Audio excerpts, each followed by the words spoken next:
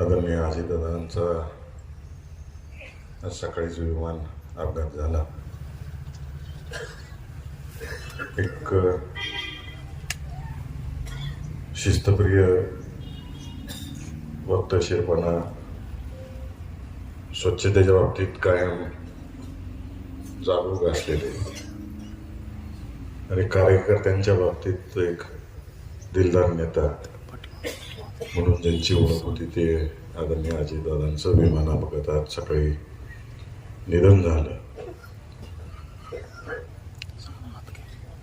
त्यांच्याबरोबर काम करण्याचा मला आदरणीय मोठे दादांमुळे योग आला. मागे सोलापूर स्थानिक स्वराज्य संस्थांच्या माध्यमातून जे आमदार निवडले जातात त्या आमदारकीचं इलेक्शन होतं आणि जिल्ह्याचा आढावा देण्यासाठी दादांनी मला अजितदादांबरोबर थांबायला सांगितलं होतं. आणि योगायोग असा झाला की दादांच्याकडे गाड्या नव्हत्या म्हणून अजितदादांनी माझ्या गाडीत प्रवास केला. मी गाडी चालवत होतो, दादा समोर बसले होते आणि सोलापूर ते इंदापूर तालुक्याच्या बॉर्डरपर्यंत एकत्र येण्याचा योग आला. आणि त्यावेळेस मी जिल्ह्यातलं काय परिस्थिती राहिली याचा आढावा दिला होता. आणि वेळोवेळी ज्यावेळेस अकलूजला यायचे त्यावेळेस त्यांच्यावर चर्चा व्हायची. तर नुसतं राजकारणापुरतं अजितदादा कधी थांबले नाही. कधी कुठं आले, कायम सूचना देणार, कुठं काय बघितलेलं असेल ते करायला सांगणार. व्यवसाय असेल, शैक्षणिक क्षेत्र असेल, सगळ्याच क्षेत्राबाबतीत गाढा अभ्यास असलेला नेता आणि शिस्तप्रिय नेता. आणि आमदार साहेबांनी जसं सांगितलं की मागच्याच आठवड्यात आम्ही सगळेजण जाऊन आलो आणि एक जवळजवळ तासभर आमची चर्चा झाली जिल्ह्याच्या राजकारणाच्या दृष्टिकोनातून. आणि आम्हाला त्यांनी सूचना दिल्या. आणि एक चांगला नेता, बिनधास्त बोलणारा नेता, मागचा पुढचा विचार न करता सर्वसामान्य माणसाचं हित, राज्याचं हित हे डोळ्यासमोर ठेवून काम करणारा नेता आज आपल्यातून गेलेला आहे. मी सोलापूर जिल्ह्याच्या वतीनं, मोहिते पाटील परिवाराच्या वतीनं, आदरणीय मोठे दादांच्या वतीनं अजितदादांना आणि त्यांच्याबरोबर विमानामध्ये असलेल्या सर्वच सहप्रवाशांना सर्वांच्या वतीने या ठिकाणी श्रद्धांजली वाहतो. आणि सर्वांना विनंती करतो की आता आपण काही शुभारंभाचा कार्यक्रम घेणार नाही. जेणे जेणे आपापल्या प्रचाराला उद्यापासून लागायचं आहे. आता सगळ्यांनी 1-2 मिनिटं उभं राहून श्रद्धांजली व्हावी अशी विनंती करतो. सोलापूर जिल्ह्याच्या वतीनं महाराष्ट्रातल्या तमाम अजितदादांवरती प्रेम करणाऱ्या कार्यकर्त्यांच्या वतीनं मी दादांना खूप श्रद्धांजली या ठिकाणी अर्पण करतो. आदरणीय पवार साहेबांच्या कुटुंबाचं आणि आमच्या कुटुंबाचं, मोहिते पाटील कुटुंबाचे गेले 3 पिढ्याचे एक आपुलकीचे संबंध राहिले. राजकारणात कमी जास्त झाला असेल पण कधीही वैयक्तिक पातळीवरती ते नातं आम्ही कुणी कधी तुटू दिलं नाही. ते नातं दोन्ही कुटुंबानं जपल्यात आहे. आणि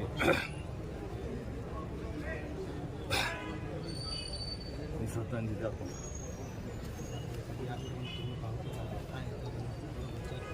भरपूर आहेत.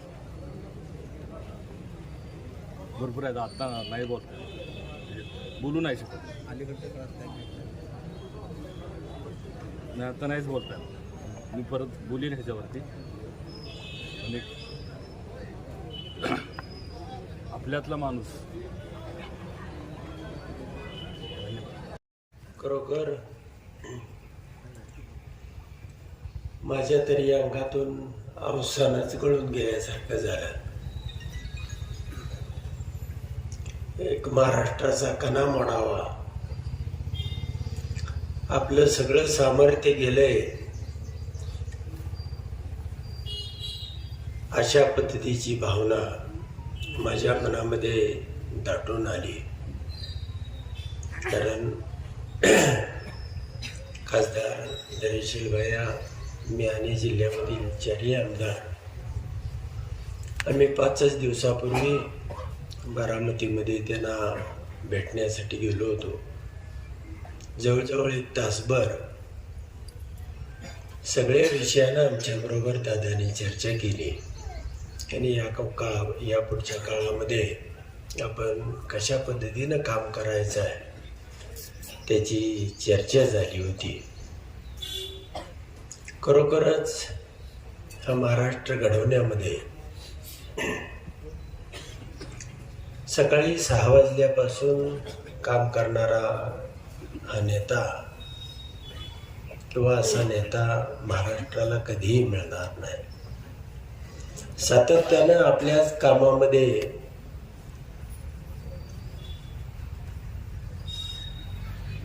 आणि या महाराष्ट्राच्या प्रत्येक माणसाच्या अंगाला स्पर्श करण्यासाठी हा माणसाची धडपड अविरतपणे चालू होती. गेल्या 30 वर्षापासून अजितदादांचं हे रूप अवघा महाराष्ट्र पाहत होता.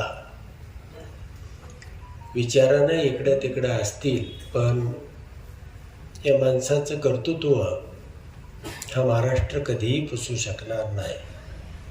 आणि ती उणीव गोपीनाथ मुंडे साहेबांनंतर खरोखर या महाराष्ट्राला प्रकर्षानं जाणवेल. अशा पद्धतीची ही घटना म्हणजे सगळा महाराष्ट्र शॉक्ड झाला. सगळ्याच्या डोळ्यामधून विशेषतः आपल्या तालुक्याच्या पश्चिम भागामधून लोक घायकोलमडून रडतायत, फोन करतायत. ही चित्र अनेकाचं प्रपंच उभा केलं, अनेकांना सामर्थ्य दिलं. बारामती हा आपल्याच तालुक्याचा भाग अशा पद्धतीची भावना हृदयामध्ये होती. आणि अचानक हे वृत्त समोर आलं. आज आपण प्रचाराचा नारळ फोडणार होतो, पण या दुःखद घटनेमुळं आपण तो रद्द केलेला आहे.